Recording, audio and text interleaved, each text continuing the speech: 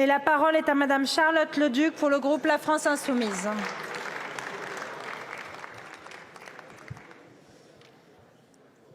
Merci Madame la Présidente. Mesdames et Messieurs les ministres, chers collègues, ma question s'adresse à Madame la Première ministre. Vendredi dernier, le collectif Nos services publics publiait une note qui a de quoi nous laisser perplexes, notamment en ce jour où nos concitoyens déferlent par millions dans la rue pour vous dire en effet que le retrait de votre réforme n'est pas négociable. Cette note est intitulée « Le déficit est-il artificiellement gonflé pour justifier la réforme ?»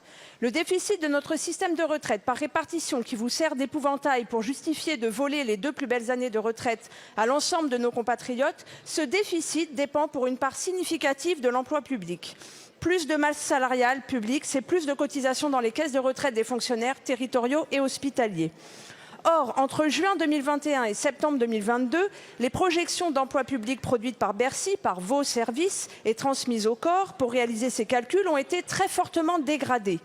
Ces projections prévoient en effet pour la fonction publique d'État et territoriale l'impossibilité de recruter au-delà du remplacement des départs pendant toute la durée du quinquennat, soit une rigidification des recrutements dans les services publics inédite depuis 2012.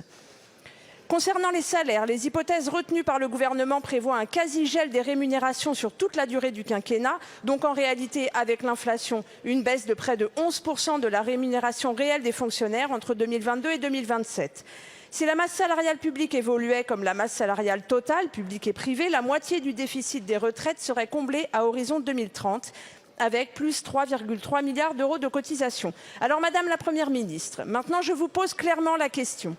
Envisagez-vous de mettre en danger le fonctionnement de nos services publics déjà à l'os, tout en rabotant drastiquement le pouvoir d'achat des fonctionnaires déjà dans la galère, ou justifiez-vous votre réforme injustifiable et brutale par un déficit artificiellement gonflé et dramatisé? Où se situe votre mensonge?